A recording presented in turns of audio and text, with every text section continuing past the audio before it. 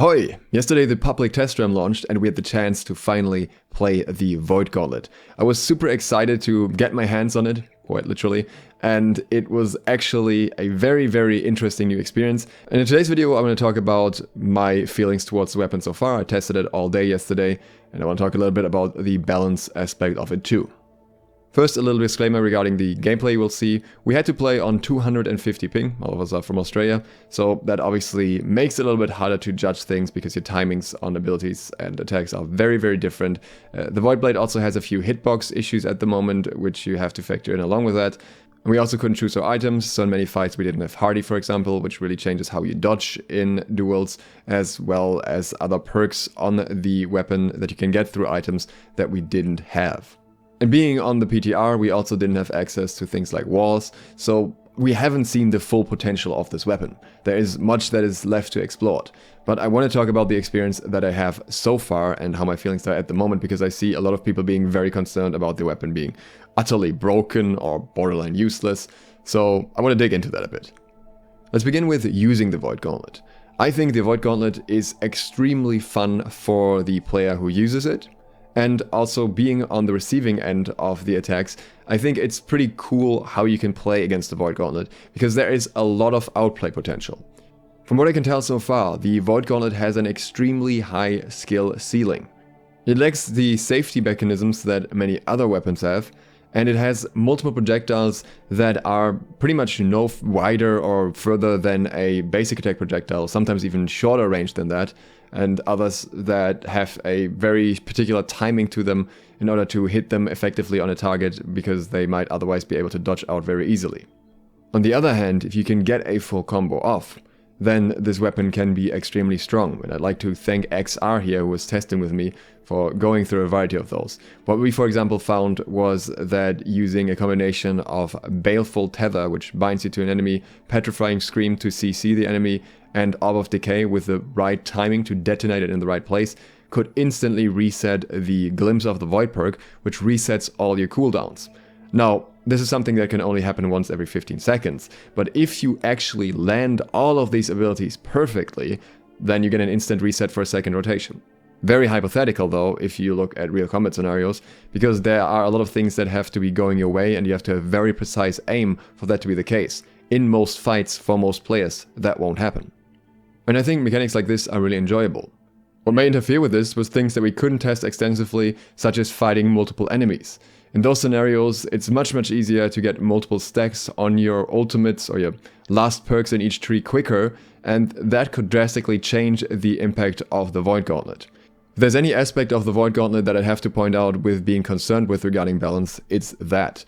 Both of the last perks are much easier to achieve with a crowd around you, however they both also have relatively long internal cooldowns after being procced once, so that should hopefully offset that. Something that I think is really cool about the Void Gauntlet is that pretty much every role gets some useful perks from this.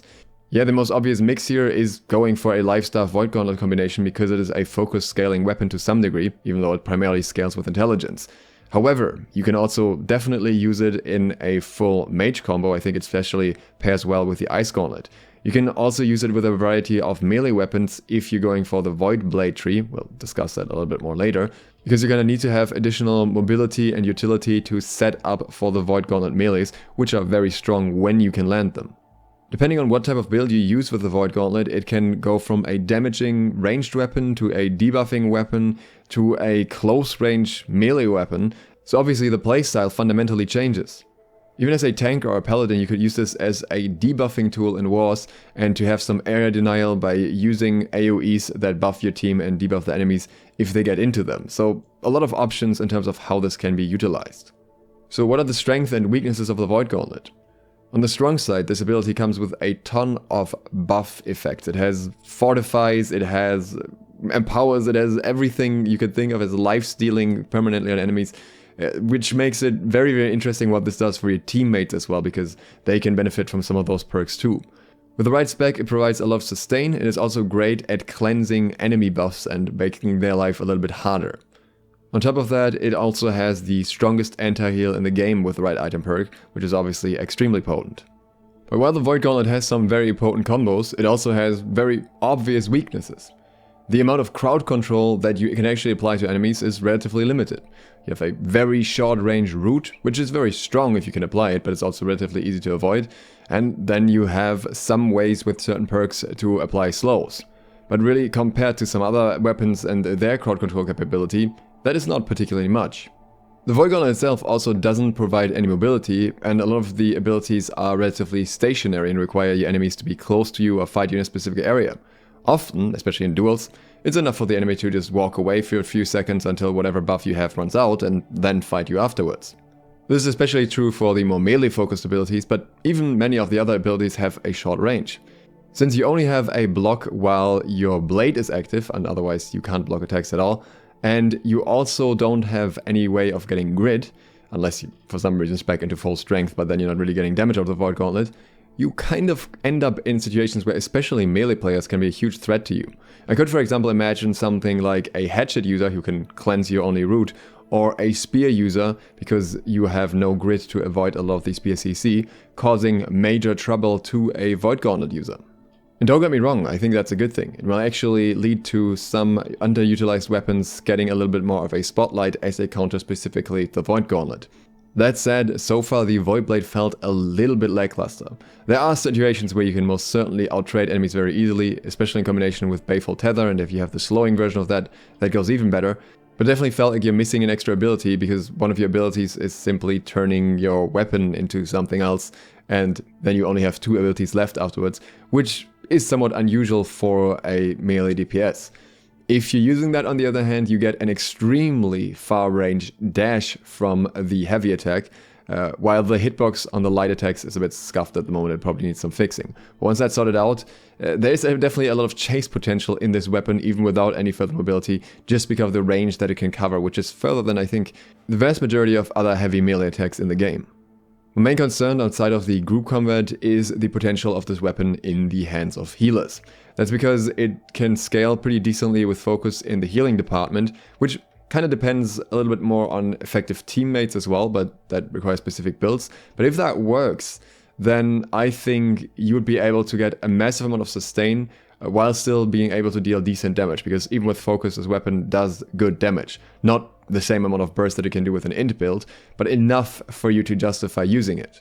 On the public test realm, the life staff itself received a variety of nerfs, so using a secondary weapon along with the life staff makes a lot more sense for life staff users now, as for every other role, so I think that is a good thing. But that means that maybe a lot of them will be driven towards the Void Gauntlet specifically because it has so many extra perks that provide healing, and that would kind of lead to similar scenarios that we had in the past where healers are almost impossible to box because the more people you put on them, the more effective their spells become essentially. But I'm still looking at this as a maybe this will happen issue at this point, because again, at the same time you're giving up a lot of safety and a lot of mobility. You won't have an entomb, you won't have a dash or anything like that to get away from sticky situations. You will really just have to fight back in that moment. And I think this will also come down to the individual player's skill, because again, the Void Gauntlet has some skills that are not that easy to apply or use effectively. So for a not so skilled player, something like the Ice Gauntlet as a secondary is probably a much safer option.